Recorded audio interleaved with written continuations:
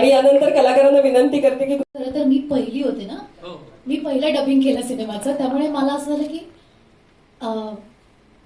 काही रेफरन्स नव्हता की कोणाचं ऐकू कोणाचं काय. तर मी म्हटलं नको, आपण जाऊयात सुरू. गंमत अशी होती की मी ह्यांनी 2 दिवस घेतले होते. म्हटलं हो हरकत नाही, 2 भाग आहेत त्यामुळे आपण बजेट होतं ना. हा, पण आपण मात्र आपल्याला सवय असल्यामुळे आपण एका दिवसाच्या बजेटमध्ये संपवलं. पण गंमत अशी झाली की मी आले आणि मी वर स्टुडिओमध्ये वाट पाहत होते सगळे कधी येतील, आणि हे लोक खाली माझी वाट पाहत होते.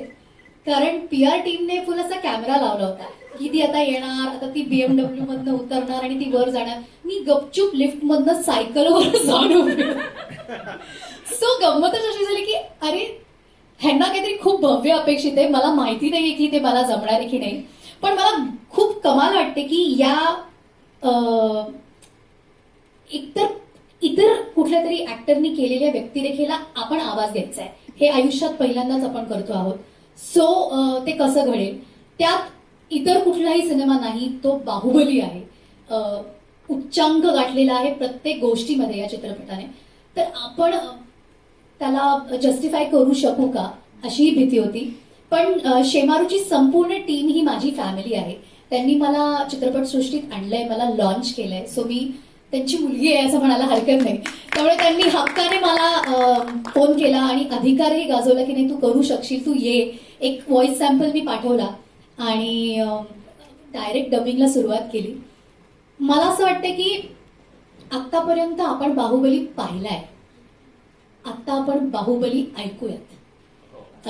या दिवाळीत आपल्याला बाहुबली ऐकायला मिळेल आणि जी भव्यता दिसते पडद्यावर ती सगळी पुरेपूर आणण्याचा प्रयत्न, किंबहुना मी प्रयत्न म्हणणार नाही, ते झालंय.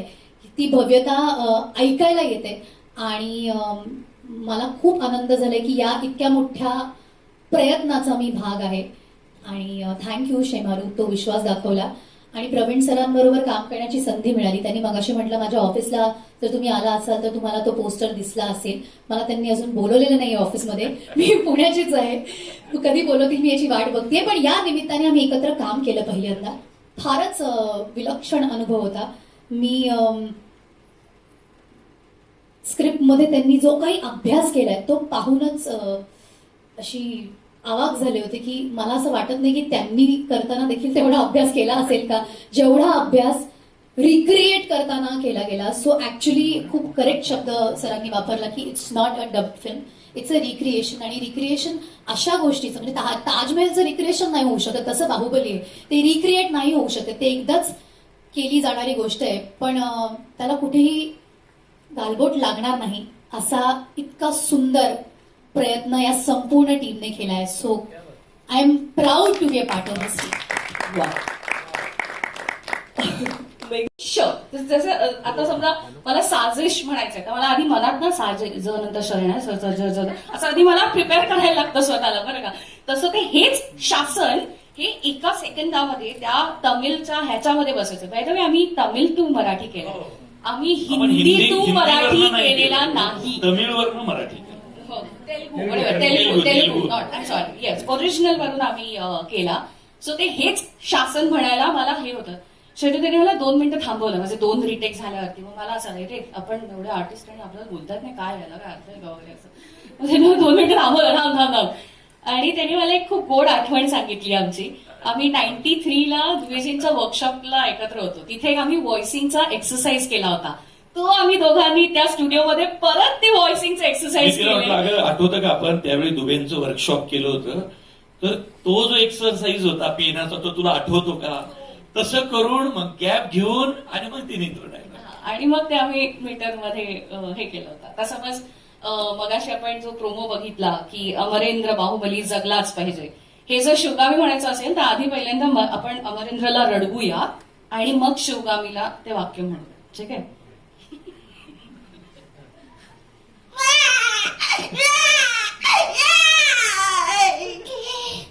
अमरेंद्र बाहुबली जगलाच पाहिजे. थँक्यू. ऐक, म्हणजे खरंच आवाजाच्या दुनियेची जर कोणी युवराज्ञी असेल तर ती मेघना एरंडे. ज्यावेळी शेमारू मराठी बाणानं प्रयत्न केला, म्हटलं चला कुणीतरी भव्यतेला हात घालायला सुरुवात केली. सिनेमे आपल्याकडे चालतात, आपणही 100 कोटीचा टप्पा पार पाडलेली लोक आहेत. ते आल्यानंतर मी हिला म्हटलं की ठीक आहे, करणार कसं मला ते आधी सांग.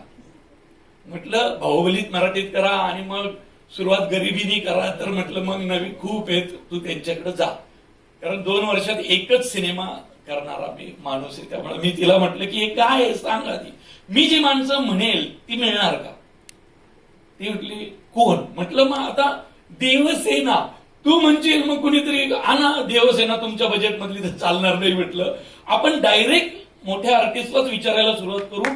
मी छोटा फोनच करणार, गायक सगळे टॉपचे घ्या, म्हणजे सगळे टॉपचे गायक तुम्ही घेणार असाल तर म्हटलं ते आपण करण्यात मजा आहे, नाहीतर ती मजा नाही. कारण बाहुबली करतोय आणि शेमारू मराठी बाणाच्या सगळ्या टीमनी ती तयारी दाखवली.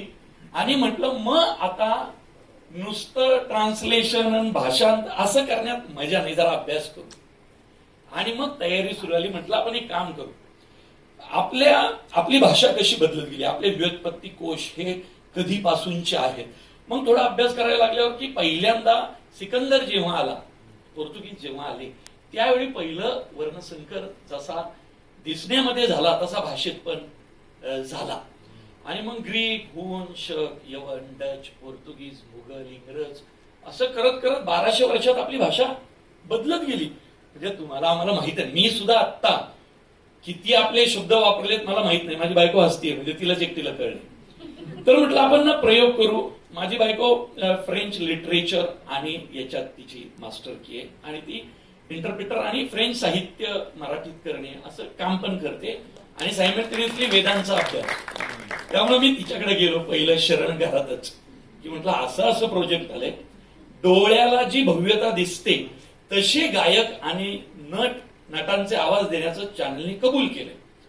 तर म्हटलं तू आता भाषेत काहीतरी पटकन होऊन जाईल ते, तर चॅलेंज काय. म्हणून ती म्हटली आपण एकही शब्द हा उर्दू, फारसी आणि अनेक आक्रमकांच्या ह्याच्यातून आलेला आपण वापरण्याचा टाळू. तरी 2-3 शब्द म्हणजे त्यांना पर्यायच मिळाले नाहीत, ते आपल्याकडचे नाहीतच, म्हणून ते 2 शब्द घेतलेले तुम्ही स्पर्धा लावू शकता शेमारून, नाही का, चॅनल ओपन केली ओळखा आणि वगैरे. तर त्यामुळं बाहुबली अशा पद्धतीने लिखाणात झाला. आणि नंतर ही जी नावं दिसत आहेत, हे सगळी मोठी नावं जी इथं आहेत.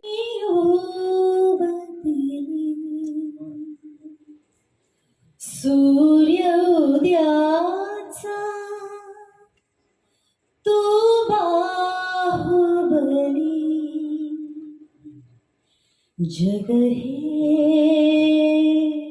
विषणी अमृतही, मन हे मंथन अपुरे. आणि अर्थातच तुमचा अनुभव. या अनुभवाची सुरुवात वास्तविक एका तपा आधी झाली आहे. कारण किरवाणी सरांचा आणि माझा त्यांच्यासाठी मी पहिलं जे काम केलं ते 2010 साली केलं. त्यांचा राजण्णा नावाचा फिल्म होता, माझी त्यांची ओळख नाही. असाच अचानक फोन येतो माझ्या मोबाईलवर, संजीव जी, यस मैं MM क्रीम बोल रहा हूँ, तो एक सॉन्ग था, आप आएंगे क्या. आणि ते वेळ देत नाहीत की बाबा 1 आठवड्यानंतर या, आपण पुढच्या 2-3 दिवसानंतर करू. ते आज किंवा उद्याचीच भाषा करतात. म्हणजे फोन करतात आणि हां कल आ सकते हैं. म्हटलं ठीक आहे येतो आता. बस फ्लाईटचं तिकीट पाठवलं. मी तिकडे गेलो, मला काहीही माहिती नव्हतं, कुठल्या भाषेत आहे, कुठल्या फिल्मसाठी आहे, काहीही नाही. आणि ते थांबले होते माझ्यासाठी. त्यांनी तो सीन समजावला मला आणि तेलुगू शब्द सांगायला सुरुवात केली. मला काहीच अंदाज नव्हता, मला तेलुगूमध्ये गायचं. तिकडे गेल्यावर कळलं आपल्याला तेलुगूत गायचंय. मी मी मूळ कानडी, पण तरी पण तेलुगूचा मला अजिबात गंध नाही. सो ते शब्द त्यांनी माझ्याकडनं इतके चांगले बारकाव्यानी, मी तिकडे त्यांच्याकडे पण च आणि च चा फरक आहे तेलुगूमध्ये. असे अनेक फरक आहेत. ते बारीक बारीक बारीक गोष्टी मी देवनागरीमध्ये लिहून घेतलं. मला गाणं त्यांनी गाऊन दिलं आणि then he left me for 1 hour to just keep revisiting. आणि मग आले आणि टेक करूया. आणि तो अनुभव इतका अमेझिंग होता की तेव्हापासून आणि त्या टेक करताना ते माझ्यासमोर थांबले नाहीत. म्हणजे त्यांनी ते स्टुडिओची रूम अशी होती, सिंगिंग रूम, की कन्सोल वेगळा, सिंगिंग रूम वेगळी, but singing room was looking into nothingness. आणि आज विचार करता दॅट वॉज बाय डिझाईन. असंच नव्हतं ते की बा असा स्टुडिओ असाच आहे. तर फक्त मला मी टेक दिला की मला त्याची रिॲक्शन मिळायची. मला मी टेक देत असताना मला पूर्ण मोकळीक होती. मी खाली बसून गावं, मी उभं राहून गावं, काय म्हणजे nobody was watching me. That was great. So ते पहिलं माझं गाणं ते तेलुगूमध्ये गिजी गाडू म्हणून, ते तिथल्या फिल्मफेअरसाठी पण नॉमिनेट झालं ते गाणं. आणि तेव्हापासूनचा माझा त्यांच्याबरोबरचा संबंध, त्यांनी जितके सिनेमे त्यांनी म्हणून म्हणजे त्यांच्या होम प्रोडक्शननी केले त्या सगळ्या सिनेमांमध्ये मी काही ना काहीतरी छोटं मोठं भाग गायलेलो आहे. परंतु otherwise such a cool person. मी बाहुबलीच्या वेळेला पहिल्यांदा त्यांना टेन्शन मध्ये बघितलेलं आहे.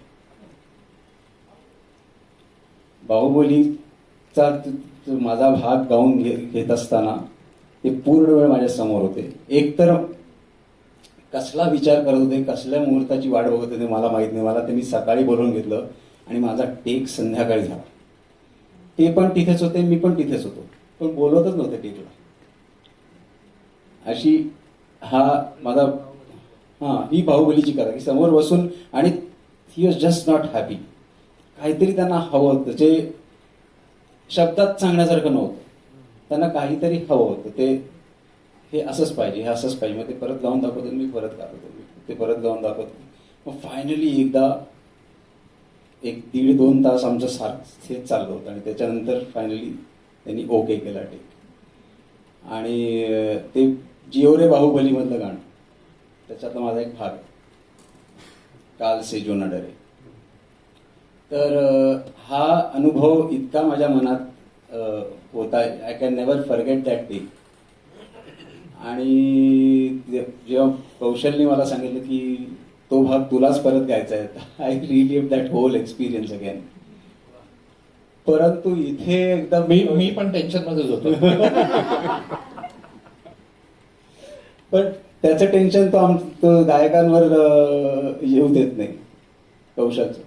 आपल्या चित्रपटांसाठी डबिंग करतात, पण दुसऱ्या भूमिकेसाठी, आणि तीही अवंतिका. कसा होता अनुभव? वेळोवेळी साकार केलेली आहेत आणि अतिशय अभ्यासपूर्ण संगीत देण्यामध्ये ज्याचा हातखंडा आहे, आणि बालगंधर्व ते बाहुबली असा एक अप्रतिम प्रवास. खरं तर या प्रोजेक्टचं वैशिष्ट्य म्हटलं पाहिजे की 3 संगीतकार मराठीतले इथे आघाडीचे एकत्र आहेत, पण वेगवेगळ्या भूमिकेत आहेत. म्हणजे ही पण भूमिका एक्झॅक्टली कौशलदादाची संगीत दिग्दर्शन अशी नाही म्हणता येत. एक वेगळ्या पद्धतीचं संगीताचं दिग्दर्शन या कवी आणि गीतकार म्हणून आपल्याला आता ज्यांचा परिचय होऊ लागला आहे असे मिलिंद जोशी, स्वतः संगीतकार आणि या टीम बरोबर गीतकाराच्या भूमिकेत.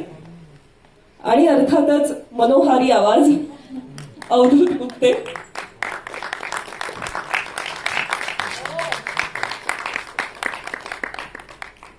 आणि त्याचबरोबर आणखी एक खास आवाज की जो या प्रोजेक्टमध्ये असण्यामध्ये एक वेगळाच योग आहे, कारण तो मूळ बाहुबलीमध्ये सुद्धा हा आवाज आपण ऐकलेला आहे, संजीव चिमल.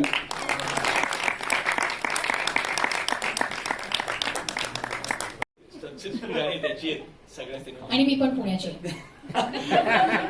पण नाही, मला खरं सांगू का, म्हणजे सोनालीची बोलायलाही घाबरायचो. ह्यांच्याकडं कधी जा, ह्यांच्या वेळा मिळणार का, मग आपली स्टोरी ऐकून हे आपले पॅटर्न असे मारामारीचे त्याच्यात हे येणार का. पण पण त्याच्या बाहेर जाऊन पहिल्यांदा काम केलं. डॉक्टर अमोल कोल्हेंबरोबर काम केलं. त्याची एक मला भीतीच होती, म्हटलं हे अजून पत्रकार काहीतरी जुंपवायचे, हा संघवाला ते वेगळे, म्हटलं अशी काहीतरी युद्ध लागायचे, घेऊ का नको. पण काम करताना ही आणि अमोल, अरे म्हटलं आपण उगाच काहीतरी डोक्यात समज पकडून राहतो, अरे सोनाली मग ती येईल का, तिच्या तार खान. तर कामाची पद्धत पाहिल्यानंतर मी ते ओघात बोलेलच. पण थोडक्यात काय तर बाहुबली तुम्ही ज्यावेळी पाहाल, आता तुम्ही ज्यावेळी डायलॉग ऐकले, एका एका शब्दावरती जे कष्ट केले टीमनी, सगळ्या साऊंड इंजिनियरचं तर खूप कौतुक करेलच मी नंतर आणि तिच्या स्क्रिप्टचं, पण या सगळ्या मान्यवरांचे खूप आभार मानले पाहिजेत. आणि सगळ्यात महत्वाचं कौशल्य नंतर त्याच्याशी तुम्ही नंतर बोलाल, हे सोपं नव्हतं. आणि कौशलच्या मानसिकतेचा माणूस माझ्या मानसिकतेबरोबर काम, मला त्या बबड्याला छळायची सवय, नरेंद्र भिडेला बिचारा मला टेन्शन देत मला तर वाटतं. पण कौशल बरोबर काम करताना मी त्याला म्हणतो, अरे मी खूप भरभर काम, मला सारखं त्याचं भरभर बोलायची भरभर सवय, आणि ते स्पीड आणि कौशल बोलतो पण 4 मिनिटांनी एक शब्द. तर म्हटलं अरे मी समजा याला मी खूप काहीतरी बोललो तर ते पण त्याला पण तो 4 मिनिटांनी रिएक्ट होणार, त्याच्यात मी अजून त्याला बोलून येणार, याचं रिएक्शन येणार कधी माझ्यापर्यंत. पण जे गाणी आल्यानंतर बापरे म्हणजे त्याला हॅट्स ऑफ सॅल्यूटच आहे. त्यामुळं बाहुबली हा आपल्याकडे अजून एक सवय आहे आपल्या माणसांना, आपण काही केलं मराठी भाषेत की पहिलं त्याला हसायचं, तर ते आधी बंद केलं पाहिजे. म्हणजे जसं मुळशी पॅटर्न, अरे मला तर पत्रकारांनी आणि जोडलंच रे आधी, पिक्चर पाहायच्या आधी तर माहिती ना तुम्हाला ते खूप प्रकरणं झालती इतकं म्हणजे.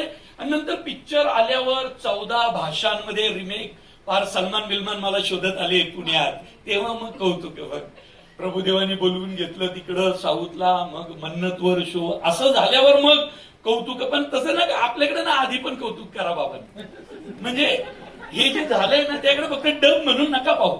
म्हणजे असं वाटणार आहे की जणू हा सिनेमा मराठीत बनला आणि डब इतर भाषेत. म्हणजे संगीत, ती गाणी, आपले गायक ज्या तोडीने गायलेत, अरे बाप रे, म्हणजे इतकं अभूतपूर्व सगळं ते झालंय. ते एकदा सगळं पहा. ह्याच्याबरोबर पत्रकारांसाठी एक प्रीमियर पण ठेवा, डब भाषेत प्रीमियर अशी प्रथा नाहीये, पण तुम्ही करा, कारण तुम्ही ऑलरेडी शिवधनुष्य उचलून यशस्वी झालात.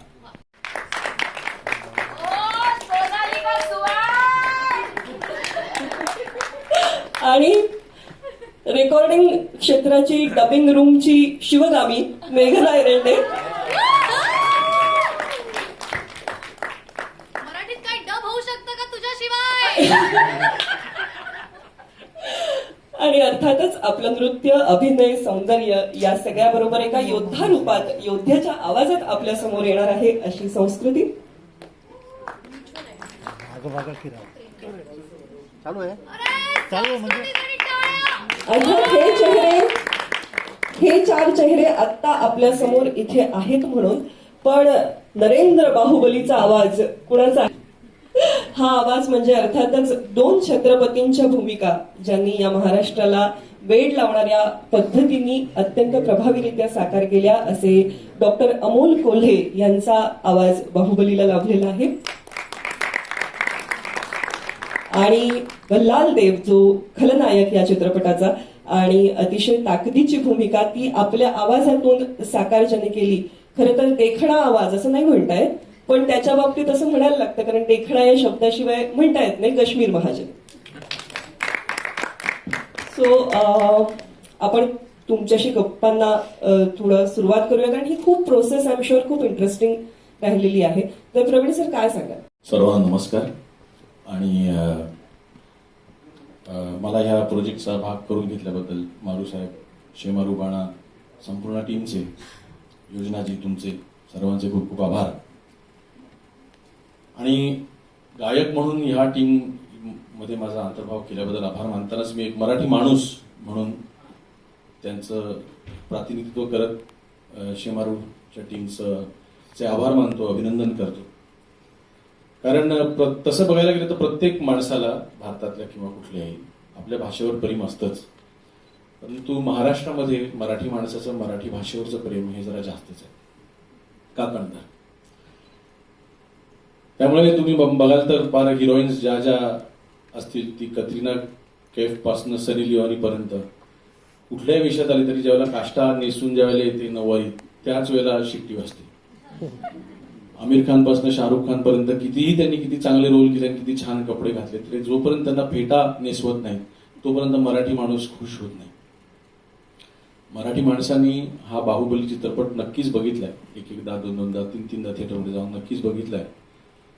पण त्यानंतर ज्यावेळेला तो मराठीमध्ये येतोय म्हणल्यानंतर तो ज्या प्रेमाने बघेल, ते प्रेम आतापर्यंत राहिलेलं असणार आहे बाहुबलीच्या टीमसाठी, ते आज पूर्ण होत आहे. मराठी माणूस तो माणूस आहे जो मॉलदीव्स असू दे किंवा मॉरिशस असू दे, तिकडचे वेगळे मासे मिळणार असले तरी देखील जाताना मालवणी मसाला बरोबर नेतो आणि मग तांदळाच्या पिठात रव्यात ते मिक्स करून ज्यावेळेला भाजतो त्यावेळेला त्याला त्या माशाची खरी चव कळते. आज तसा आज हा बाहुबली चित्रपट त्या मालवणी मसाल्यामध्ये थोडासा तांबडा पांढऱ्याचा हे मिळून तो आता मराठीमध्ये येतो आहे आणि तो आणल्याबद्दल खूप धन्यवाद. पुन्हा मला त्याचा भाग करून घेतला, मला फार बरं वाटलं. कारण MM क्रीम साहेबांचं मी फार तेव्हापासून इस रात की सुबह नहीं पासून फॅन आहे आणि तेव्हापासून माझी इच्छा होती की त्यांच्याकडे गावं. ते असं मराठीतच, माझ्या इच्छा सगळ्या तेवढा मराठीतच पूर्ण करणार. मला शाहरुख खानसाठी गायची इच्छा होती, तो फॅन मराठीत डब झाला, ते मराठीत मी गायलो. सो आता हा मराठीत डब होतोय आणि त्याच्यात मी गायलो. गाताना मी म्हटल्याप्रमाणे कौशलकडे गाताना मजा येतेच कायम. तो नव्हता समोर त्यामुळे जरा मिस झाला, पण मजा आली. मी एवढंच सांगेन की मराठी भाषा अमृतातेही पैजा जिंके अशी गोड भाषा आहे आणि बाहुबली सारख्या या मोठ्या कलाकृतीला आज या मराठी भाषेचा एक दागिना चढवतो आहोत आम्ही सगळेजण मिळून. मुळात तेलुगू असलेला चित्रपट मराठीमध्ये येतो. आज मराठीमध्ये मी सांगितल्याप्रमाणे ह्या चित्रपटाला हा दागिना चढवला जातोय. यहाँ से हिसाब शुरू होता है, यहाँ पे हिसाब खत्म नहीं होता. ये हिसाब मारू साहब और शेमारू टीम, आप सब लोग बड़े प्रोड्यूसर्स हो, तो ये हिसाब तब खत्म होगा जब प्रवीण तरडे जैसे बड़े बड़े सोचने वाले डायरेक्टर्स मराठी में हैं, तो इनको लेके आप इससे बड़ी फिल्म बनाओगे मराठी में और वो जब जाके तेलुगु में डब होगी तब हिसाब ठीक होगा. तो आप ये प्लीज बनाइए और इसके लिए हम हर एक मराठी दर्शक की तरफ से आप सब लोगों को बहुत बहुत शुभकामनाएं. धन्यवाद. घालवलेला आहेस तू. अशा वेळेस मोस्टली तुम्ही जेव्हा काम करता तेव्हा बहुतेकदा ते इंग्रजी, हिंदी या भाषांसाठी अधिक असतं. मराठीत अशा पद्धतीचं काहीतरी घडतं आहे आणि त्यात शिवगामी सारखी व्यक्तिरेखा, तर काय सांगशील? Thank you so much. सगळ्यात आधी मी एक आज व्हॉइस ओव्हर आर्टिस्ट म्हणून बोलतेय, ह्याचा खूप अभिमान वाटतोय. कारण डबिंगची अशी आमची एक छोटीशी इंडस्ट्री आहे जिला कदाचित एवढा वाव मिळत नाही किंवा महत्व दिलं जात नाही. पण या चित्रपटाच्या निमित्तानं मला असं वाटतं की मराठीमध्ये डब केलेला एक शानदार भव्य मराठी किंवा कुठल्याही चित्रपटसृष्टीमधला मैलाचा दगड, लहान मुलांच्या किंवा मोठ्यांच्या मनावर अधिराज्य करणारा असा हा चित्रपट मराठीमध्ये सुद्धा तितकाच भव्य वाटू शकतो, हे या चित्रपटामुळे कळणार आहे. त्यामुळे मी खूप अभिनंदन करते की तुम्ही असं काहीतरी जो विचारही नाही करू शकत ते प्रत्यक्षात करून दाखवलंय. आणि आम्ही गेली 30 वर्ष 8 तास स्टुडिओमध्येच असतो, त्यामुळे असं आम्हाला काही फार वाटत नाही. पण जेव्हा असं एखादं प्रोजेक्ट येतं की जिकडे तो आवाज शिवगामीचा सगळ्यांना माहितीये, तर मग दडपण येतं, खूप मोठी जबाबदारी येते की मग ती आपण पार पाडू शकू की नाही. आणि यात एक अत्यंत कौतुकाची गोष्ट म्हणजे आधी मला ऑडिशन द्यायला लागली. असं लगेचच मला ते मिळालं कॅरेक्टर असं झालं नाही बरं का. ही खूप मोठी गोष्ट आहे आमच्यासाठी. आणि प्रत्येक आर्टिस्टने ऑडिशन दिली. एव्हरी बिग आर्टिस्ट, मोठ्यातलं मोठं नाव आणि नवीन ते नवीन, प्रत्येकाने ऑडिशन दिली आहे. म्हणजे हे हॉलिवूड मूवी जेव्हा आम्ही डब करतो तेव्हाही आम्हाला एवढ्या ऑडिशन नाही द्यायला लागत जेवढ्या बाहुबलीसाठी द्यायला लागल्यात. सो ही खूप मोठी वाखाणण्यासारखी गोष्ट आहे की असंच पदरात पडलेलं नाहीये. आम्ही सगळ्यांनी ऑडिशन्स दिल्यात आणि मग मिळालंय. खूप ऑडिशन झाल्यात आणि ह्याचं जे मराठीकरण केलेलं आहे, मग तो अनुवाद असो स्नेहलताईचा किंवा कौशल दादाचं संगीत असो किंवा कुठलीही गोष्ट असू दे, जे मराठी करताना ऑथेंटिक एक तो प्रकार तिथे जाणवतो. म्हणजे जेव्हा मी स्टुडिओमध्ये गेले तेव्हा दादा मला म्हणाला की मी तुला टेक्निकल काही सांगणार नाही, ते तुझं तुझं बघ, पण तिचं जे वय आहे ना, ती अमरेंद्रची आई आणि महेंद्रची आजी साऊंड झाली पाहिजे. सो इतकं त्यांनी ते त्याचं वर्किंग केलं होतं की तुला इथे तो त्याचा अमरेंद्र आणि महेंद्र, तर त्या दोघांमधलं एज तुला दिसलं पाहिजे, एवढा अभ्यास होता. बरं आम्ही मराठी डब करताना खूप फार वगैरे असं काही मीटर ना, आम्हाला बाकी सगळं काही फरक नाही पडत, मीटर मध्ये आणि सिंक मध्ये बसलं पाहिजे. त्या शिवगामीनी नॉड केलं तर तिथे माझं आलंच पाहिजे, हे सगळं आमच्या डोक्यात असतं बरं का. पण जेव्हा तिकडे गेल्यानंतर ऍक्च्युली मीटर मध्ये लिहिलेले ते मराठी शब्द ऐकल्यावर पॉज कुठे घेऊ असं विचारावंही नाही लागलं. इतकं सुंदर ते लिहिलं होतं, पण असं चुकून होतं तर मला खूप आनंद झाला, मला फार छान. त्यांनी सांगितलं नाही नाही थांब थांब थांब, हा शब्द चुकीचा आहे, हा असं म्हणू नकोस, हा बघ म्हणजे हे दुसरं म्हणून मी तुला बरं ओके. मग एका पॉइंट नंतर पहिला पिक्चर झाल्यानंतर दुसऱ्या पिक्चरच्या याला दादा 2 फ्रेम, हा मग तुम्ही म्हण दादा 3 फ्रेम, असं आम्ही फ्रेम मध्ये एकमेकांशी बोलायला लागलो होतो.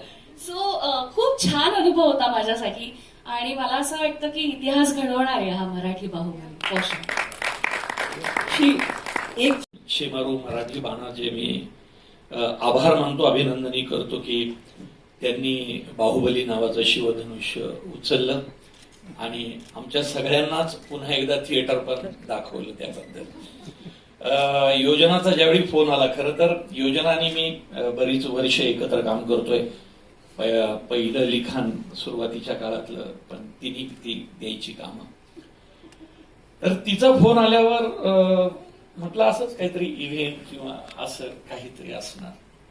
पण तिने ज्यावेळी ही संकल्पना मांडली की आपण बाहुबली हा मराठीत हे करतोय, रिक्रिएट करतोय शब्द, हा तर मी म्हटलं मी काय करू.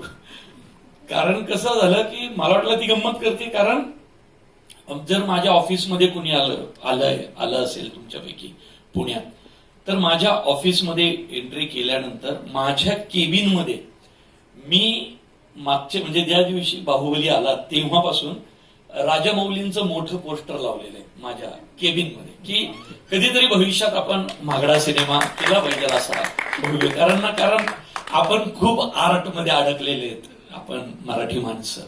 कारण का माहितीये का, आर्ट सिनेमांना बक्षिसं मिळतात, तर ना त्यांना बक्षिसं मिळतात म्हणून, आणि त्यांना कमी पैशात होतात. मग त्याच्यात काम करणारे नटनाट्य पण पैसे घेत नाहीत, ते डबे घेऊन जातात. असं कित्येकदा होतं. त्यामुळं होतं कसं, निर्मात्यांना वाटतं सिनेमा याच बजेटमध्ये होतो, त्यामुळं भव्य काहीतरी त्यांच्या समोर मांडलं की त्यांना वाटतं हा माणूस खोटं बोलतोय, की नाही सिनेमा महाग पण असतो, मराठीत पण महाग होऊ शकतो. तर ते म्हणून मग आम्ही काही सिनेमा करण्याच्या फंद्यात पडलोच नाही सुरुवातीला, त्यामुळे सिरियल लिहित बसलो. तर ज्यावेळी वाटलं काहीतरी करावं, तेव्हाही योगायोग असावा की मी पहिलं जे डिरेक्शन केलं देऊळ बंद, माझा देऊळ बंद मी म्हणजे गंमत वाटेल कुणाला किंवा हसू येईल, मी बाहुबली बरोबर रिलीज केलं सेम दिवस. आणि बाहुबली, बजरंगी भाईजान आणि दृश्यम या 3 सिनेमांबरोबरच म्हटलं करायचा सिनेमा, की दरवेळी घाबरून आपण जे स्क्रीन घेत नाही, आणि केला. आणि देऊळबंद त्यावेळी 10 आठवडे चालला होता सिनेमा. मग तुळशी पॅटर्न, मग आता महागडं करायचं म्हणून हंबीरराव पण केला आणि खूप महागडा सिनेमा केलाय. श्रीमंती मराठी सिनेमात आली पाहिजे, कारण तशी माणसं आहेत आपल्याकडे. आपलेच अजय अतुल जाणार, हिंदीत करणार, अवधूतजी करणार, आपलाच महेश लिमये ऐश्वर्याला, कत्रिनाला लार्जर दॅन लाईफ दाखवणार. आणि ते लोक आपले बसलेली आहे मराठीत, की जरा सोनालीनी, जरा अवधूतजींनी जरा जास्त पैसे सांगितले की न्यूज होती आपल्याकडं, लागले पैसे मागायला. आपल्याला त्या आर्ट फिल्म ना मराठीत पैसे जास्त मागितले की असं वाटतं हे वेडपट लोक किंवा काहीतरीच करताय. जाऊन आम्ही काही गाणी केली होती आणि ती पुढे म्हणजे पिक्चरमध्ये तरी आली अजून, पण आधीपासून खूप काम करायचं. तेव्हा कौशलदाराचा फोन आला तेव्हा मला असं झालं की येस फायनली आता मी कौशलदारासाठी गातेय. आणि त्यांनी बाहुबली म्हटलं, मला वाटलं की ही हिंदीत तर आपली पाठ आहेत, इतके वेळा बघितलाय, सो हे मराठीत कसं असेल हे मला अजून कळत नव्हतं तेव्हा. पण आज मी जेव्हा हे इथे प्रोमोज बघितले तेव्हा आता वाटतंय की हे फारच सुंदर असणार आणि मीच खूप एक्सायटेड आहे बघायला हे सगळं. आणि मग कौशलदाने मला शब्द पाठवले तेव्हा ते म्हणजे मला असं वाटत होतं की हे तर नवीन गाणं आहे, हे कुठल्या तरी गाण्यासाठी ऑलरेडी असलेले लिहिलेले शब्द नाही आहेत. त्यामुळे कौशल दादा मग वैभव जोशीचे शब्द आणि माझ्या भावाबरोबरच अवधूत दादा बरोबर गायचं म्हणजे हे कॉम्बिनेशनच फार सुंदर होतं. सो थँक्यू कौशल दादा आणि थँक्यू शेमारू मराठी की मला हा चान्स मिळालाय. थँक्यू. की तुझा अनुभव कसा? याचं संगीत दिग्दर्शनाची जबाबदारी सांभाळणारे कौशल इनामदार संस्कृती बालगुडे, मेघना एरंडे, संजीव चिमलगी सर, मिलिंद जोशी सर, हौसिका अय्यर, मुग्धा कराडे, केतकी माटेगावकर, अस्मिता पांडे, स्नेहल तरडे, अतिशय मदत करणं. सो हे सगळे चेहरे या ठिकाणी आहेत आणि आणखीनही काही साऊंड इंजिनियर आमचे संकेत. हे पहिल्या फोन कॉलवरच मला लक्षात आलं होतं, कारण की कौशल जेव्हा फोन करतो तेव्हा तो फार शांत आवाजात, बरोबर आहे तुझं म्हणणं, बोलतो आणि त्याने आपण खूप सावध व्हायचं असतं. तर कौशल म्हणलं की अरे असं, मी कमी पॉझिटिव्ह घेतो सध्या, की अरे ते बाहुबली करायचंय आणि तुला गाणी लिहायला आवडेल का? तर मी ते बाहुबली सगळ्यांनीच, आता मी बाहुबलीबद्दल आता बोलायचं काय आणखी उरलेलं नाही, पण ते ऐकल्यावरच मी म्हणलो की हो आवडेल. आणि मी हो आवडेल म्हणत असताना तर शेवटचा ल म्हणत असताना मी थरका बुडाला, आपण कशासाठी हो म्हणालोय याची आपल्याला कल्पना आहे. कारण की खरं सांगायचं तर आत्ता ही गाणी लिहिल्यानंतर आणि बघितल्यानंतर कौशल ज्या लिपसिंक बद्दल खूप अप्रिशिएट करतोय किंवा जनरली होत आहे, ते मी पहिल्यांदा लिहिलेलं आहे तशा पद्धतीचं. मी अशा पद्धतीचं कधी लिहिलं नव्हतं. म्हणजे स्वतंत्र काव्य लिहिलेलं आहे, स्वतंत्र नुसती गाणी लिहिलेली, चालीवर गाणी लिहिलेली आहेत, वेगवेगळ्या प्रकारची गाणी लिहिली आहेत, भाषा मराठीतल्याच वेगवेगळ्या पोत लिहिलेले आहेत भाषेचे. पण हे जे समोर दृश्य दिसतंय आणि त्याच्यासाठी गाणं लिहायचं आहे, तर अगदी सुरुवातीला जरी आपल्याला ते दिसत असलं की पहिली आवश्यकता, जसं कौशल म्हणाला की ओठांच्या हालचालीला ते उच्चार मॅच झाले पाहिजे, तर ती अगदी पहिली आवश्यकता आहेच. आणि जिथे विशेषतः ते होल्ड केलेलं असतं, म्हणजे समजा ऊ असा उच्चार असेल आणि त्याच्यावर एक होल्ड असलेला शॉट असेल, तर तिथे मी आचा शब्द लिहून नाही चालणार, तो अगदीच उघडा पडणार उच्चार. तर समध्वनीत होणारे शब्द आधी शोधावे लागले आणि मग ते आपल्याला येईल असं मला वाटलं होतं, पण तसे शब्दच मुळात फार कमी दिसले. आणि ते सुद्धा जे एक दोन शब्द दिसले त्यानंतर पुढे काय असा प्रश्न पडला, कारण की तेलुगू भाषा तर नाहीच समजत आहे. हिंदी रेफरन्स घ्यावा का काय असं एकदा वाटलं, पण एकच कोणतं तरी गाणं मी पहिल्याच 2 वळी ऐकल्या आणि मला लक्षात आलं की हे ऐकून नाही उपयोग होणार, कारण मूळचाच एक फिल्टर ऑलरेडी त्याला बसलेला आहे भाषेचा. त्यामुळे म्हटलं आपण तेलुगूच ऐकूया. त्यामुळे तो एक परत झाला की तो निर्णय तो पटकन झाला माझा की आपण तेलुगूच बघून केलं पाहिजे. पण त्यानंतर मग अर्थांसाठी काही वेळा मी हिंदी गाणी ती ऐकली, कारण की त्यातल्या सिच्युएशन्स जसं कन्ना निधीनिंचुराचं आहे, फार वेगळ्या सिच्युएशन्स आहेत, तर त्यातल्या कथेसाठीचे जे मुद्दे असतील ते तरी यायला पाहिजे. कथा पुढे नेणारी काही गाणी येतील. ममतेची तुला मी ओब दिली, सूर्योदयाचा तू बाहुबली, जग हे विषमी अमृतही, मन हे मंथन अपुरे. क्या बात है.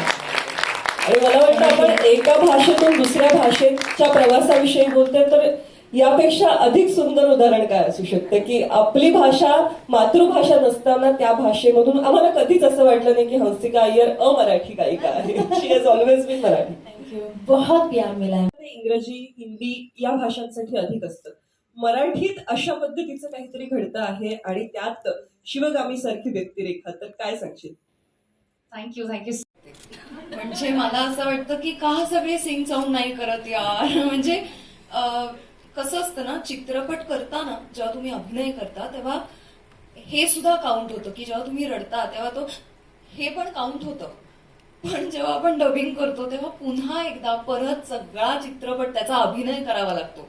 म्हणजे मला नाही वाटत, म्हणजे हा कदाचित फ्लॉ असू शकेल, पण जेव्हा मी डबिंग करते माझ्या चित्रपटाचं, जेव्हा मी रडत असते तर तेव्हा मला कोल्डली असं फक्त हुंदके काढून नाही रडता येत. मला ऍक्च्युली डबिंग स्टुडिओमध्ये रडावं लागतं. तर त्यामुळे जेव्हा आपण बाहुबलीसाठी डबिंग करतोय तर प्लीज मला तुझ्या आवाजाचं एक सॅम्पल पाठवशील का, हे असे डायलॉग आहेत ते प्लीज रेकॉर्ड कर आणि मला मेल कर. एकतर मला असं वाटतं की जेव्हा बाहुबली हा शब्द आला तेव्हा मी कदाचित मीच आउट फोकस मध्ये झाले होते आणि मी ते कसं सॅम्पल पाठवलं आणि मी ते 10 वेळा रेकॉर्ड केलं. आधी ते ऐकलं की हे नाही हे चांगलं नाही वाटत, हे चांगलं, परत परत परत असं करून ते सॅम्पल पाठवलं. ते अप्रूव्ह झालं आणि दुसऱ्या दिवशी मी डबिंगला त्या स्टुडिओमध्ये होते. खूपच वेगळा अनुभव, भीतीदायक अनुभव. कारण असं नक्कीच म्हणेन की कारण चेहरा कम्प्लिटली वेगळा दिसतोय आणि आपण त्या चेहऱ्याच्या एक्सप्रेशन्सला मॅच करायचंय फक्त आपल्या आवाजाने. सो जितकं हे एक्साइटिंग होतं सगळं की बाहुबली म्हणजे कमॉन, असं मला वाटतं की जेव्हा बाहुबली आला होता तेव्हा प्रत्येक ऍक्ट्रेसने, प्रत्येक ऍक्टरने स्वतःला त्या जागी बघितलं होतं की हे कधीतरी असं करायचंय किंवा तितक्या त्या स्केलवर काम करायचंय.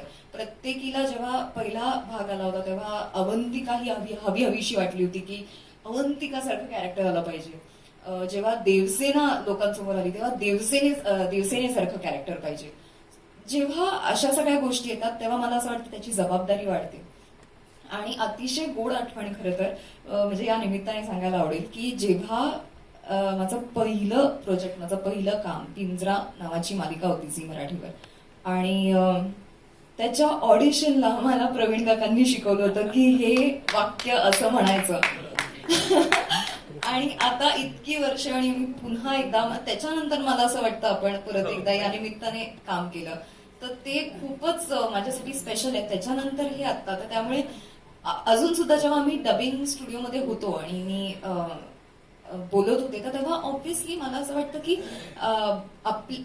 आपला आवाज ना आपल्याला खूप फॅमिलियर असतो. म्हणजे मी या आवाजात बोलते आता, हा माझा आवाज आहे.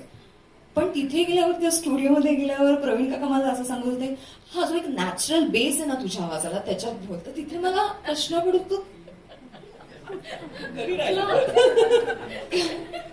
कुठला नॅचरल बेस आहे आपल्या आवाजाला. तर म्हणजे मी माझी भीती खरं तर त्यांच्यापर्यंत पोहोचून दिली नाही. आणि ऑनेस्टली मला असं वाटतं ऍज अ डिरेक्टर तुम्ही इतकं कम्फर्टेबल केलं आम्हा सगळ्यांना. मला असं वाटतं ते खूपच गरजेचं होतं त्या क्षणाला. तुम्ही खूप मोटिवेटिंग होता. म्हणजे ते असं नाही सांगायचं की नाही हे हा टेक नाही अजून एक करूया, नाही ते कसं सांगायचं. आता समजा मी एखादं वाक्य म्हणाल की मला बघून तो पुन्हा येईल, मला खात्री आहे, तर ते म्हणायचे हा छान आहे, परत एकदा करूया. तर त्यामुळे dubbing was so much fun. पुन्हा एकदा वेगळा अनुभव. आणि मला असं वाटतं की अवंतिकाचं जे कॅरेक्टर, जी व्यक्तिरेखा आहे जी पहिल्या भागात आहे ती छोटीशी आहे, थोडीशी आहे, पण ती खूप स्ट्रॉंग आणि खूप प्रॉमिनंट आहे. तर त्या व्यक्तिरेखेचं डबिंग करायला मिळणं किंवा बाहुबलीशी कोणत्या ना कोणत्या पद्धतीने जोडणं ही खूप मोठी गोष्ट होती. आणि असं वाटलं की आपण हळूहळू तिथे पोहोचतोय. तर त्यामुळे मला खूपच छान वाटलं. सो थँक्यू सो मच सगळ्यांना, अख्ख्या टीमला. क्या बात है. अवधूतनी चेन्नईहून डब केलं आणि त्याचा जरा हनुमान झाला, कारण तिकडे कोणीच नव्हतं ना समोर, काचेच्या पलीकडे की हा हे बरोबर आहे, हे चूक आहे. तर जसा हनुमानाने अख्खा तो पर्वत आणला एक संजीवनी मेळाने, त्यामुळे त्यांनी 2 व्हर्जन्स रेकॉर्ड केले त्या गाण्याचे, एक अशी एक तशी. आणि मग त्यांनी त्या दोन्ही व्हर्जन्स पाठवल्या आणि ते त्यांनी पाठवलं. मुग्धा राणे अप्रतिम गायलेली आहे, ऋषिकेश रानडे फार छान गायलेला आहे. केतकीचा मला फोन आला, कारण मला वाटतं प्रवीण बोलली केतकी पेक्षा एकदम वेगळा होता, थोडा प्रवास उलटा होता. म्हणजे खरं तर मी सगळ्यात आधी प्रवीण दादा आणि कौशल दादा या दोघांचे मनापासून आभार मानेन. कारण बाहुबली जेव्हा रिलीज झाला तेव्हा मी 10-12 वेळा तरी तो बघितला आणि मी खूप प्रचंड मोठी चाहती आहे या सिनेमाची. त्यामुळे आपण म्हणतो जे आपण सतत बघतो, ज्याच्या आपल्याला एखादी गोष्ट खूप आवडते ती आपण अट्रॅक्ट करतो, तसं मी म्हणेन की बाहुबली अट्रॅक्ट केलं मी. कारण मला संकेत म्हणाला होता की आम्ही ऑडिशन्स घेतो आहे आणि डबिंगसाठी वेगवेगळ्या पात्रांकरता आम्ही आवाज बघतोय, पण काही कारणाने मला माझी जी टेप आहे ती पाठवता नाही आली आणि मला प्रचंड वाईट वाटलं की ते मी घालवली संधी ही आणि गेलं काही. पण जेव्हा मला कळलं की म्युझिक सुद्धा हे गाणी सुद्धा पुन्हा री रेकॉर्ड होतात, तेव्हा मी प्रवीण दादाला हक्काने फोन केला की प्लीज माझा जरूर विचार कर, जर तुला असं वाटत असेल की मी योग्य आहे या सिनेमा करता एक गायिका म्हणून. आणि तो मला म्हणाला तू कौशल दादाला फोन कर. आणि कौशल दादानी मला नंतर हे सांगितलं की जेव्हा मी म्हणलं की असं असं आहे आणि मला आवडेल, तोपर्यंत तो म्हणला होता की मी ठरवलं होतं कुठलं गाणं तुझ्या आवाजात रेकॉर्ड करायचं. त्यामुळे खरंच मनापासून आभार मानते दोघांचेही. आणि माझं अत्यंत आवडतं गाणं आहे पंचप्राणातला, त्यामुळे मला तेच गाणं बरोबर गायला मिळालं याचा एक वेगळा आनंद आहे. त्यामुळे खरंच आणि मराठी भाषेला जी आपण एक गोडवा जो आहे, जे ग्रँड्युअर आहे, ते बाहुबली आणि मराठी भाषेचं ग्रँड्युअर हे एकत्र आपल्याला बघायला आता मिळतं आहे. आणि एक गायिका म्हणून याचा एक भाग असल्याचा खूप अभिमान आहे.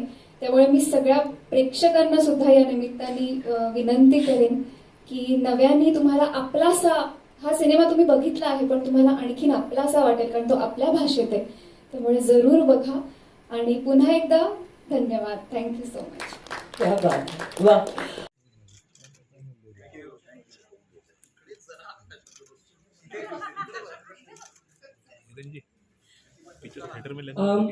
मी अर्थातच मुलींना जरा थांबायची विनंती करते.